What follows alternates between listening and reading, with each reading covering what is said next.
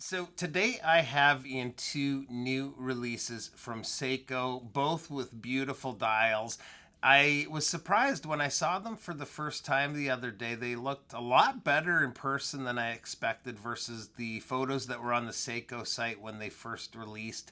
The watches are the Ginza inspired models. There is the Presage Open Heart as well as the Alpinist 1959 Re-interpretation. Big thanks to my local authorized dealer, Gem Bijou, for lending these in. If you're shopping watches, make sure to check them out at gembijou.com. So let's get straight to it and take a look at the watches. Almost forgot it is Movember and the beard is making a comeback. Just a little bit of stubble so far, but it is on the way. For the entire month of November, there will be a link in all of my videos where you can go to contribute to the Movember cause. And it's a really good cause. Even small donations go a long way and it's really appreciated. But let's get back to the watches. So these are yet another release in quite a number of releases this year celebrating Seiko's 140th anniversary.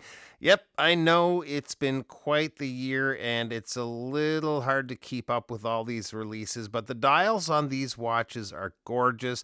They're inspired by the cobblestone streets of the Ginza district in Tokyo, where Seiko was founded and is still located today.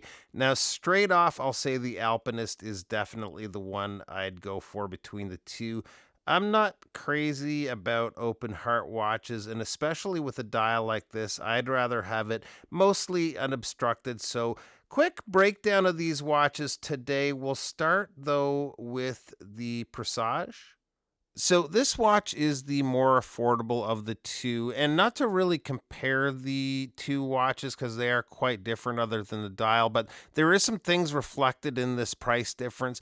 One is this has Hardlex versus the Sapphire on the Alpinist. It is a beautiful box crystal which looks great, but with it being raised above the bezel like this, it is exposed to taking the hit if you do happen to knock it up against something. Water resistance isn't there like the Alpinist either, with this being only 50 meters and with a push pull crown, which is on the small side. On the flip side, one area this has going for it, if you plan to swap straps regularly, is we do have drilled lugs on this one and not the other. Now, this watch houses the 24 joule 4R39 movement beating at 21,600 vibrations per hour. The movement is visible through the display case back and also the open heart at the 9 o'clock. Just above that is the subdial for the time in 24 hours.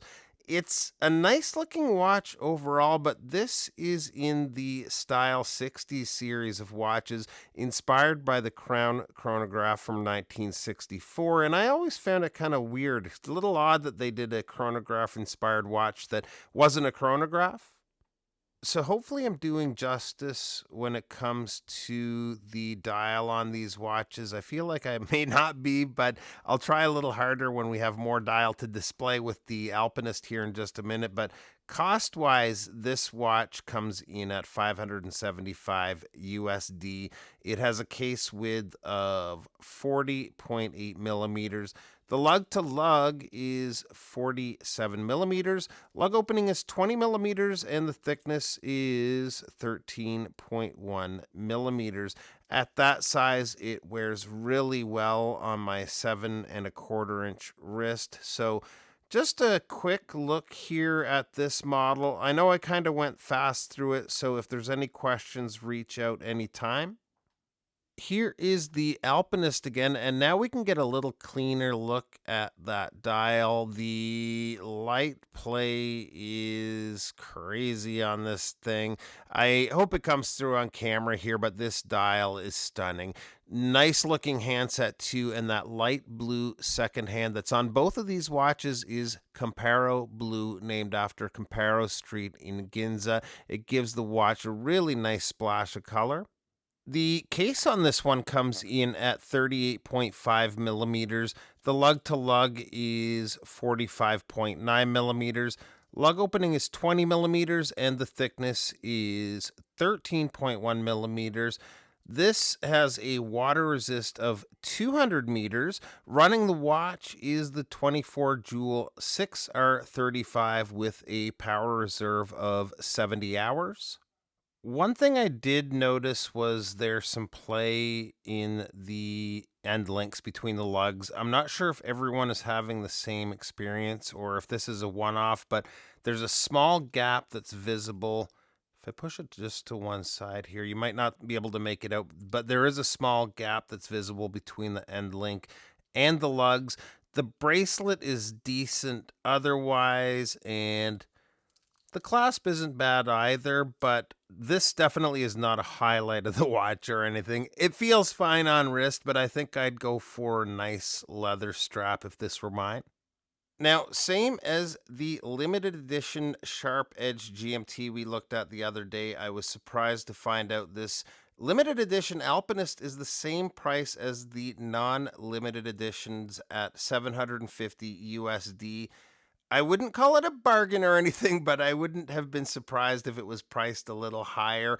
Both of these watches were really fun to check out. You got to see these dials in person if you get the chance. So just a quick look today. Really appreciate you guys stopping by, and we'll see you real soon.